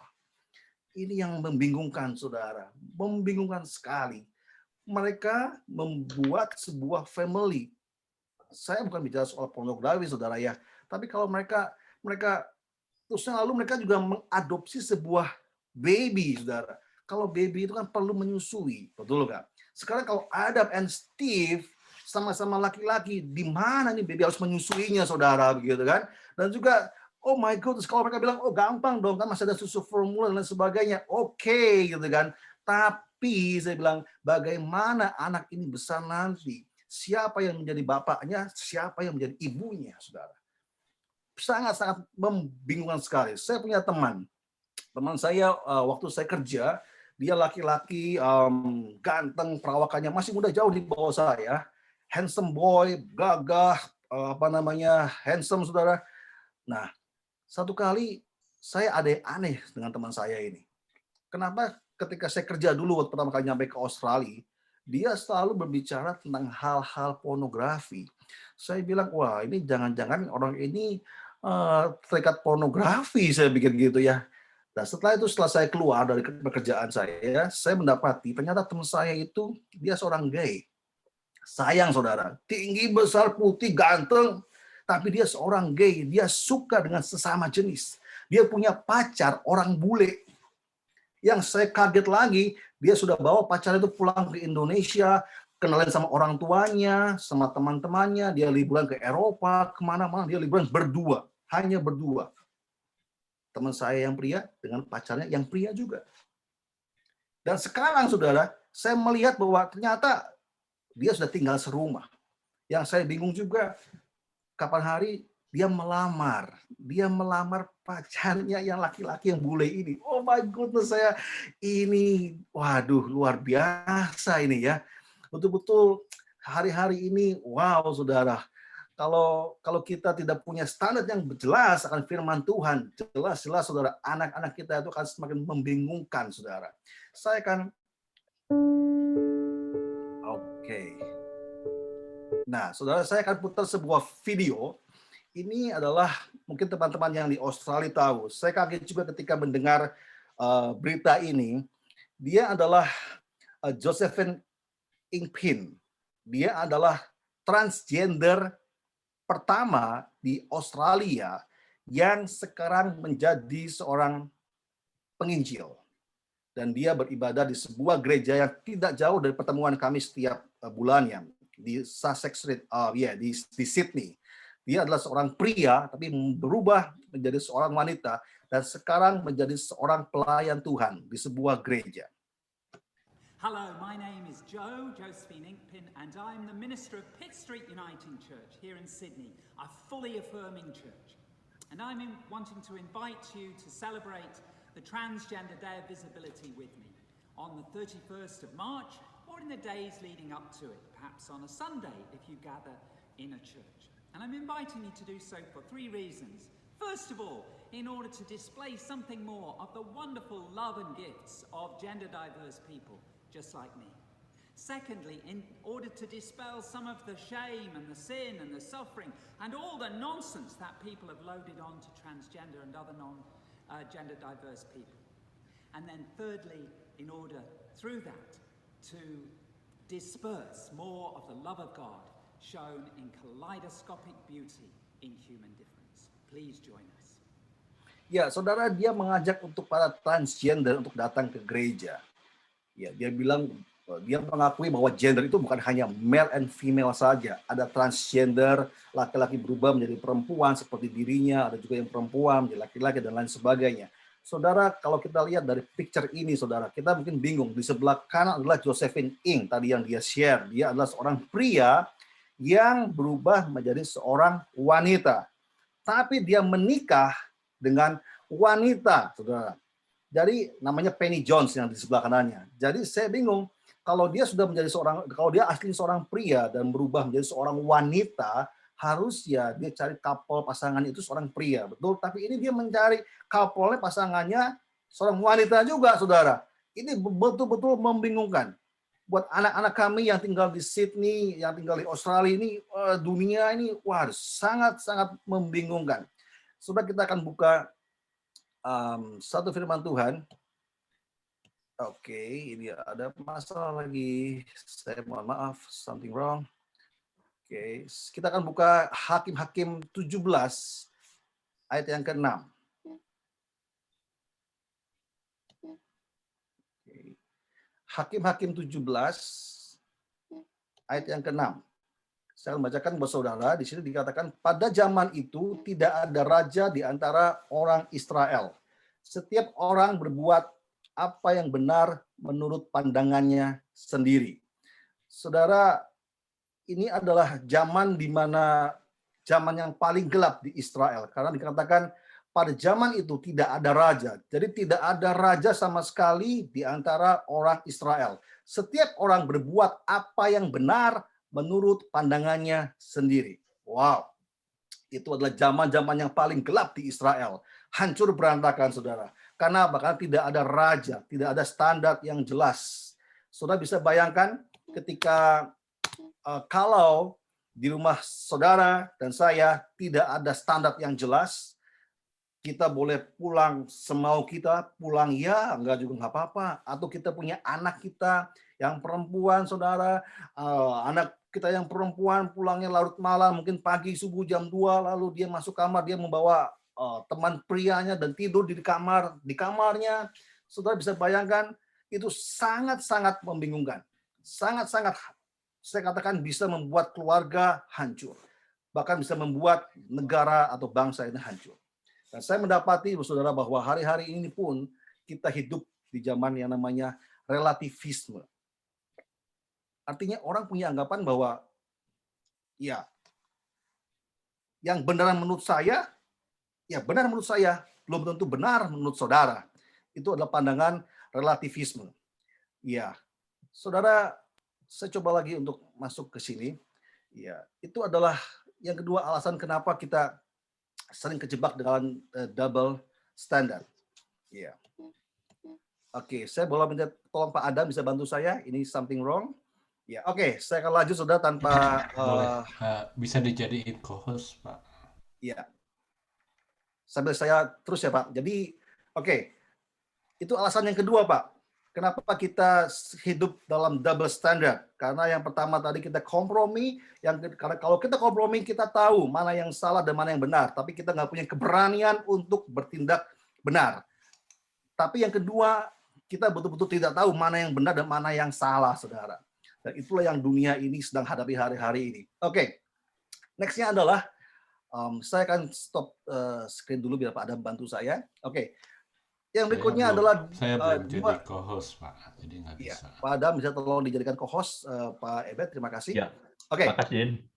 Yang kedua adalah contoh seringkali kita kejebak, Pak. Kejebak dalam pergumulan double standard. Kita itu sebagai anak Tuhan, tahu-tahu kok kita tidak bisa karena kita ada pergumulan sampai hari ini. Yang pertama adalah apa nih contohnya, Pak? Yang pertama adalah antara yang diajarkan itu dan yang dipraktekkan itu berbeda. Saya ulangi, antara yang diajarkan dan yang dipraktekkan itu berbeda. Saudara sering mendengar bagaimana banyak hamba-hamba Tuhan di Indonesia atau mungkin dimanapun juga mereka hamba Tuhan yang hebat, hamba Tuhan yang besar. Tapi ketika kita tahu bagaimana kehidupan anak-anaknya, anaknya ada yang narkoba, anaknya ada yang MBA, married by accident, anaknya ada yang free sex dan lain sebagainya. Saudara, saya ada loh menemukan hal seperti itu. Ada di kota kami seperti itu. Dan saya jujur bertanya-tanya, kenapa kok seperti itu? Itu adalah contoh bagaimana kita terjebak dalam pergumulan double standard, saudara.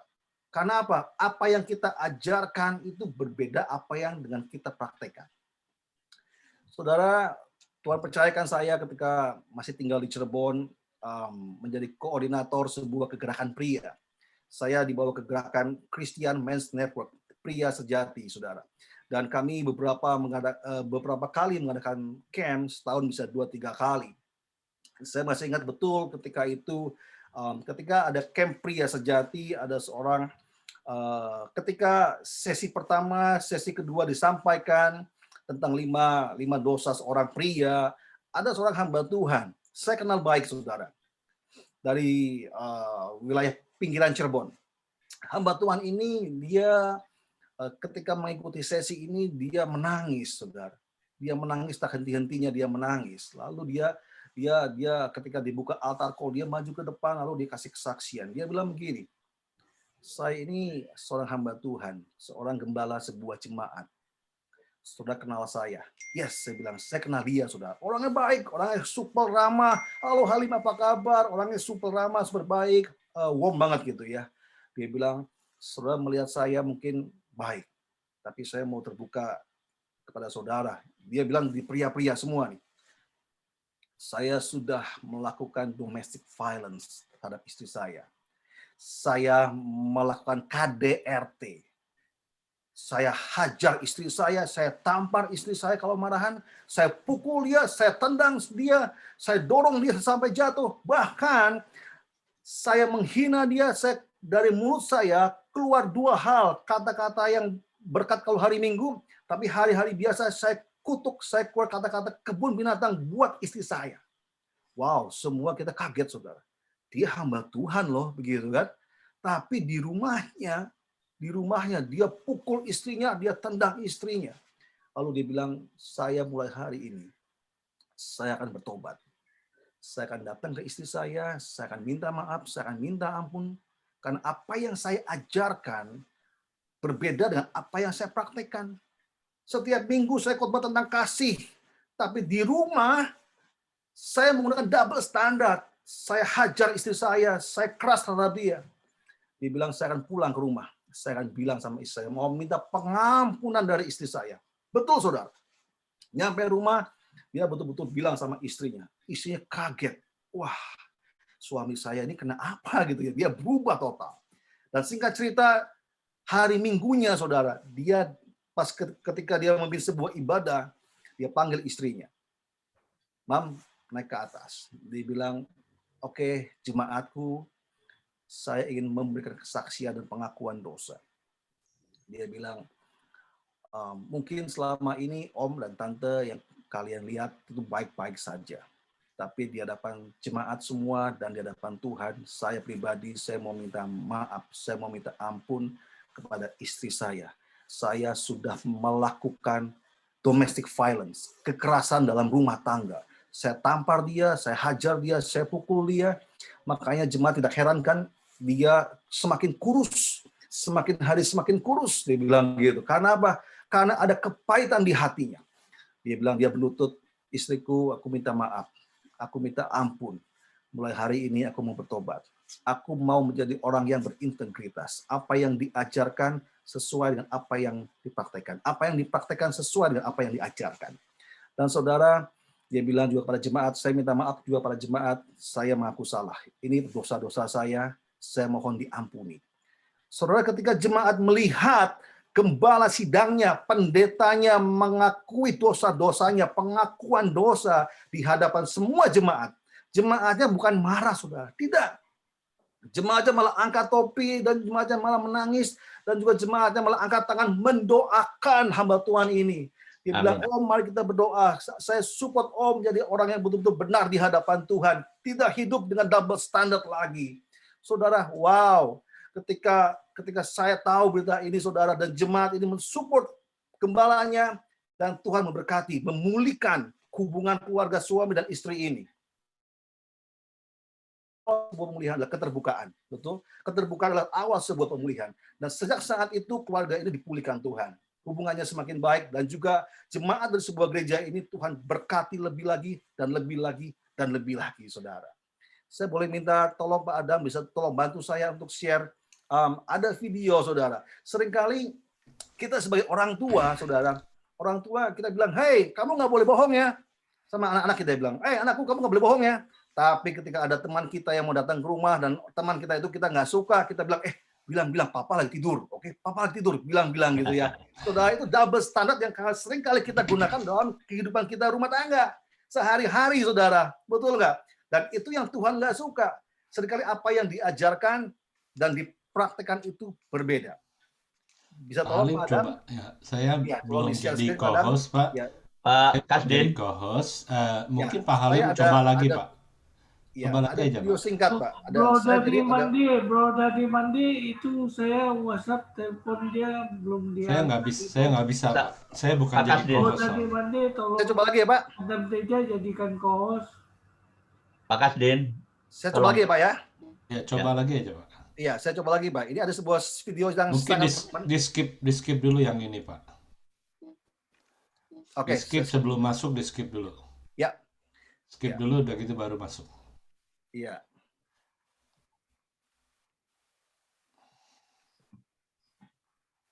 Ya, oke. Bentar, Pak. Ini apakah masih bisa saya klik atau tidak ini? Sebentar. Itu di slide-nya dimanualkan saja Pak Halim Santoso. Oh, oke, Pak. Yang mau diputarkan dimanualkan saja. Dimanualkan ya, Pak? Ya. Oke. Oke, ini Pak. Ya. Oke, saya ada ya, ini contoh ya, apa yang kita ajarkan berbeda dengan apa yang kita praktekkan, ya, Pak. Oke.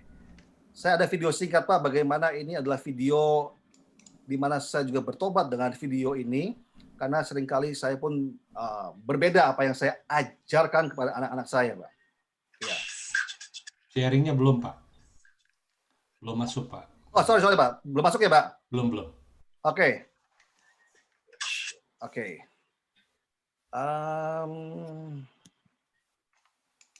Saya share screen. Oke, right. Ya. Dah, mantap.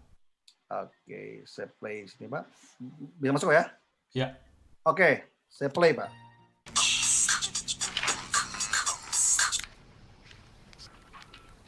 哇，你生意做很大哦。吃饭的时候不准用电话，吃饭的时候用电话是很不健康的。对。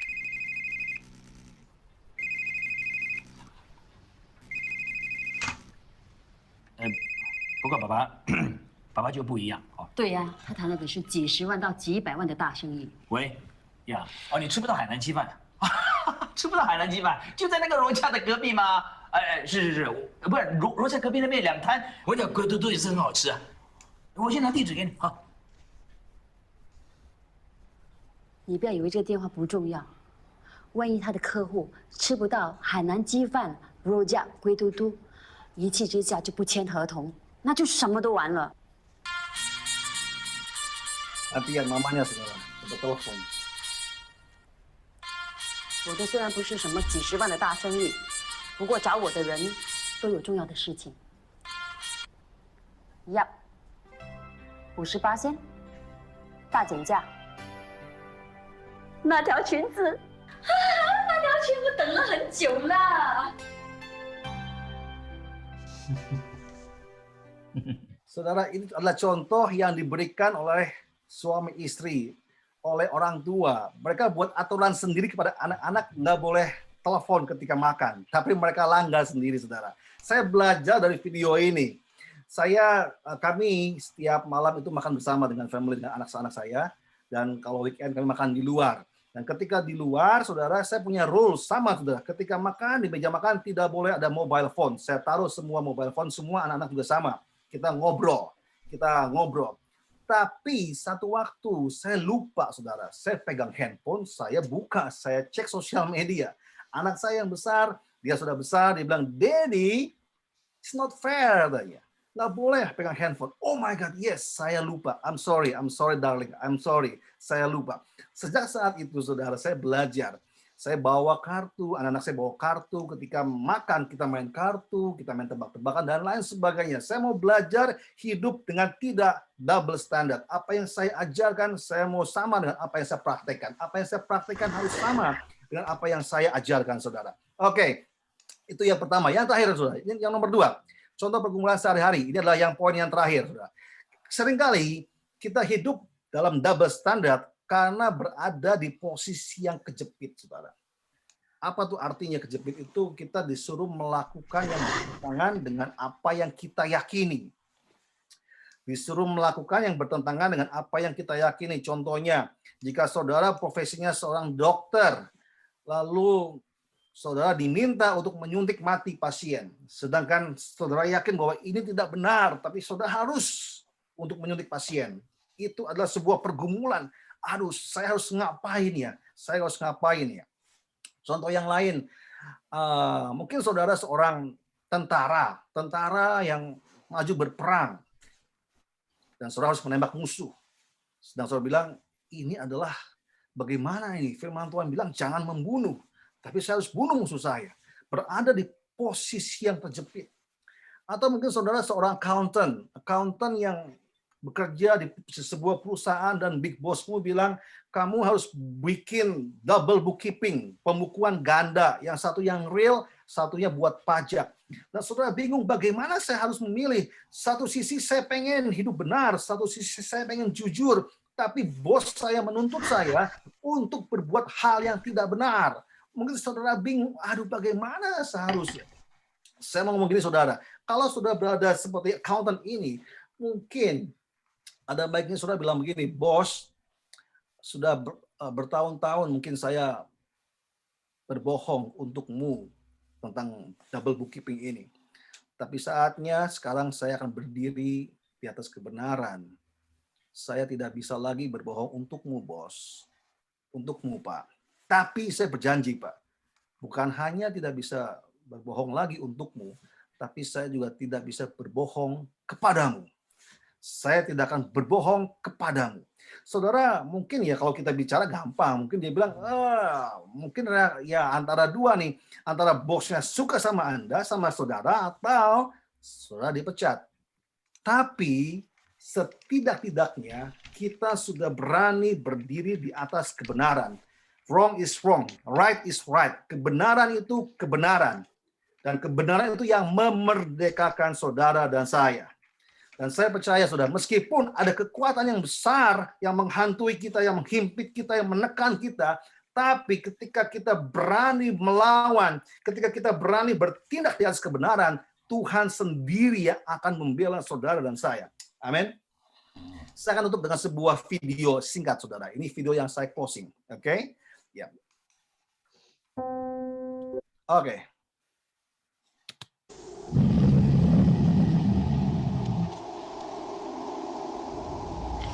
Ada seekor leopard sedang mencari makan dan dia mendapati ada seekor anak beruang. Anak beruang ini so cute saudara.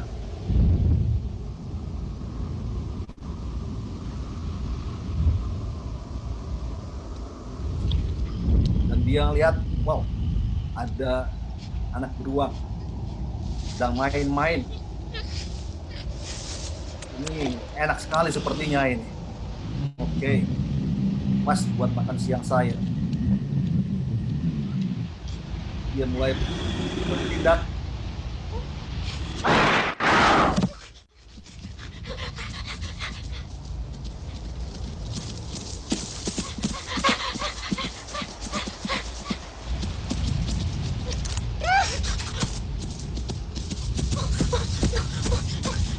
Anak beruang begitu ketakutan. Karena dia tahu bahwa leopard itu lebih kuat dari dia, lebih besar, lebih powerful. Dia takut.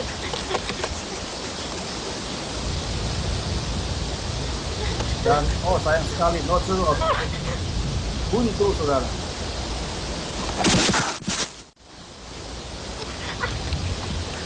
Seringkali kita pun seperti itu, kita menghadapi jalan yang buntu.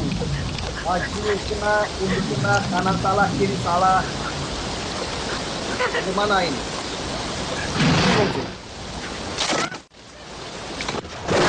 Jatuh anak beruang ini.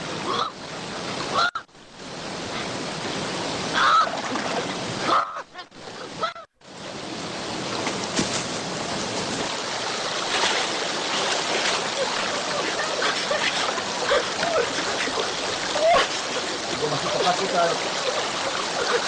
Hidup adalah dua pilihan. Ini harus bagaimana ini?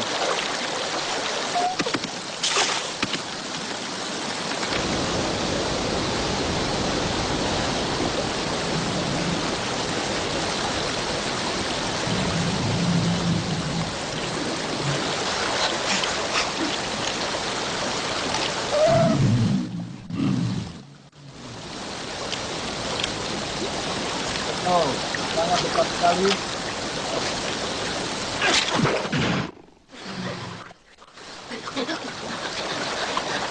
lari. Ini bingung juga. Mana? Balik ke darat, kita di air. Jatuh daripada berani untuk melawan. Melawan dan melawan. Berani. Mundur. Ternyata sudah ada ibu.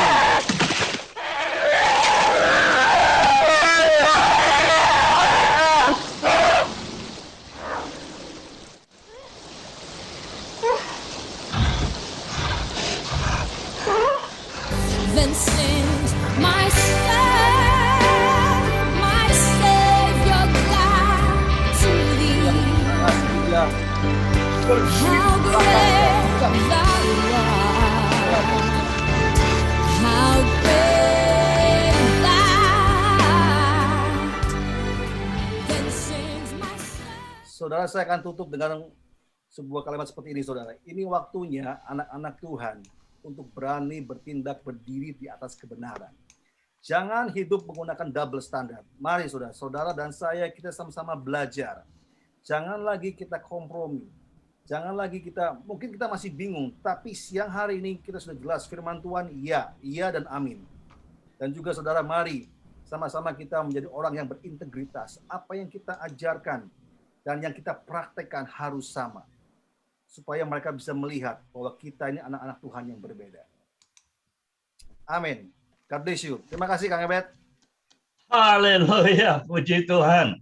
Luar biasa sering firman dari Pak Halim Santoso.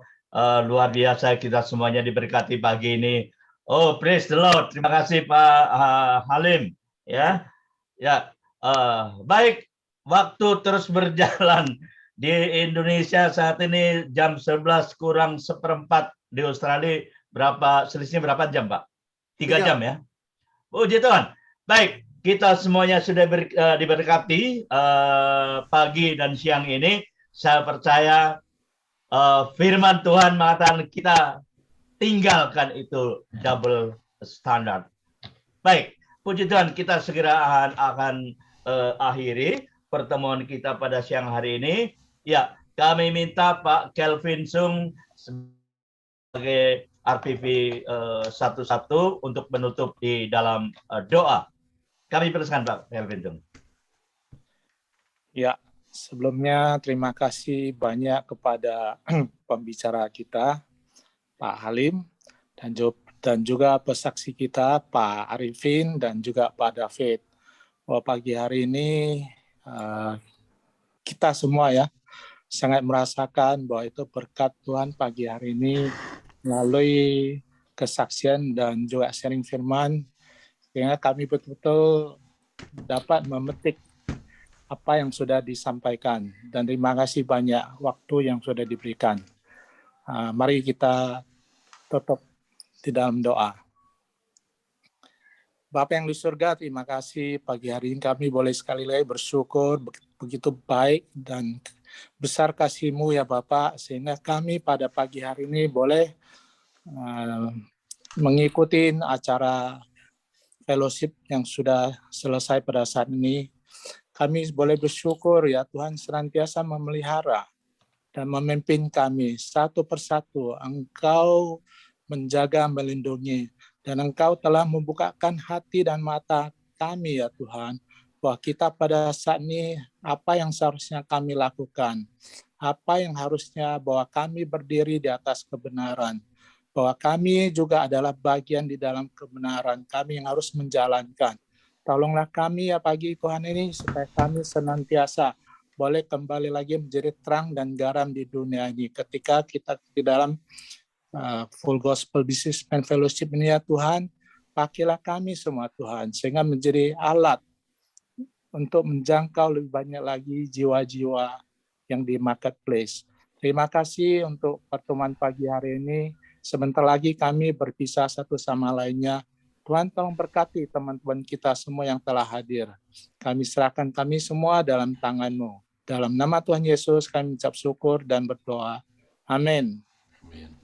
Amin. Ya, terima kasih. Acara sudah berakhir. Sekali lagi kami mengucapkan terima kasih untuk tim dari ANZ, ya, Pak Adam dan tim, Pak Arifin Hiu, kemudian teman-teman kami yang lain, Pak Halim Santoso, ya, luar biasa kita pada pagi dan siang ini boleh diberkati. Puji Tuhan, kita bertemu untuk lain kesempatan. Ya, haleluya.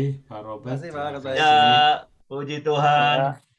Ya. Terima kasih Pak Halim, Terima kasih Pak Adam. Pak David, dan juga Pak Arifin. Di sini saya juga lihat ada Pak Arto.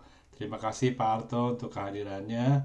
Iya. Pak Andrew masih di jalan. Thank you semua untuk supportnya ya. Thank you. Ya, terima Thank you buat kasih. undangannya. Luar biasa Pak Wirawan. Pak John, Juga Pak Len Wijaya juga, Pak Len Wijaya. Anthony, Pak Len Wijaya. Iya, thank you Pak. Selamat pagi. Ya, Pak Len. Thomas, thank Iya, you. selamat pagi. Pak Vincent, thank you Pak. Brother Johnny Wu, thank you. Ya, thank See you you again. Pak Vincent Wijaya. Amin, Kelvin. Thank you ya. Yes. Thank you, Pak Itu Gila dari Malaysia, tim Kita Malaysia. boleh lagi ke Ya. depan ya. Boleh sering-sering bisa bertemu seperti ini. Luar Thank you, biasa Pak. acaranya. God bless you. Bila Malaysia tim Tim Malaysia. ke Australia atau Indonesia lagi. Itu nanti bisa diatur. Puji Tuhan. Tunggu. Tim Malaysia senantiasa tunggu Oh, undangan. undangan. Nanti Pak Bro John Thompson atur di mana? Oke, akan saya atur. Nah, Puji Tuhan. Sama Pak Vincent. Sama Pak Vincent. jadi bawa tim Yeah. So I think bawa tim. Brother Halim also can speak in Malaysian FGB chapter. Malaysia, ya. Brother Halim boleh masuk ke Malaysia, Brother Johnny Wu ya. Ya, boleh. Jadi Firman hari ini yang bersesuaian dengan hidup kita, Amin. yang boleh digunakan dalam hidup harian kita. Very true. Yes. Jangan kita berhidup double standard. Apa yang diajarkan Amin. semestinya bersama dengan apa yang kita praktikkan. Bro Arifin, just curious aja, what happened with Pak Ali Basarah kemudian dari kesaksian tadi? Iya, akhirnya ternyata polisi yang datang itu dia menangani satu kasus kecelakaan. Jadi saya salah kaprah aja. Jadi ya itu, maksudnya saya takutannya itu luar biasa. Jadi Tuhan baik, nothing happen ya. Kalau happen sampai hari ini saya berdosa sekali loh. Jadi itu hancur itu keluarga orang. Tapi intinya dalam hal ini memang sama-sama kita nggak mengerti gitu loh. Kan saya juga baru di sana. Saya pikir semua yang saya lakukan tuh oke. Ternyata ya nggak oke. Itu satu bahan pembelajaran. Tapi ada hubungannya dengan firman Tuhan tadi. Kita kalau sudah mengerti, mengenal kebenaran, kita tidak boleh melakukan itu lagi. Nah, saya mau cerita waktu itu saya kan masih ilegal. Tapi puji Tuhan, saya harus luruskan. Bahwa sekarang saya sudah tahun 2007 kan saya menikah. 2006 saya menikah, 2007 saya TR, temporari. 2009 saya PR. Dan 2018, 3 tahun yang lalu saya sudah ngambil citizen. Artinya harus ada proof-nya. Saya nggak terus jadi gelap. Kalau gelap juga nggak jadi bahan kemuliaan untuk Tuhan. Kan begitu. Iya dong. Amin. Amin. Ya. Tapi kesaksiannya memang luar biasa loh. Itu yang lari-lari di atap itu dikejar itu luar biasa. Nanti next time aja itu next time. Iya. Ya, Tuhan bela, Pak. Tuhan bela artinya tidak terjadi apa-apa, ya kan? Ya, artinya keluarga itu nggak kenapa-kenapa gitu. Tapi kalau sampai terjadi apa-apa itu kacau, ya kan? Kita masa depan satu keluarga, saya nggak menjadi terang dan menjadi garam sebagai anak Tuhan. Tapi Tuhan bela ketidakmengertian kita sama-sama, dia tulus, saya pun tulus karena bos saya cuci tangan, Pak. Bos saya cuci tangan sama sekali dan dia nggak mau tahu. Dan itu benar-benar sampai 2 minggu saya nggak kerja ya. Saya datang ke dia minta uang, saya malahan dia bilang sorry, you are illegal, you are no have itu cover insurance. So dia nggak mau tahu, dia nggak mau tahu. Jadi ya itu Tuhan bekerjanya seperti itu gitu loh. Jadi ya memang dia cuci tangan gitu. Jadi tapi yang hebat juga Diananya waktu itu Liana. Iya. Istri saya. Apakah Anda istrinya? Enggak, saya bukan istrinya, itu bagus itu. Dia nggak bilang iya. Jadi kacau. Dokternya pun di situ ada curiga, ada sesuatu, dia curiga. Karena kita kan panik bertiga-tiga di situ, kacau di itu. Ya itu. Jadi ya banyak hal Pak. Tempo hari juga license saya hampir ketangkep, license nggak ada, saya tetap nyetir.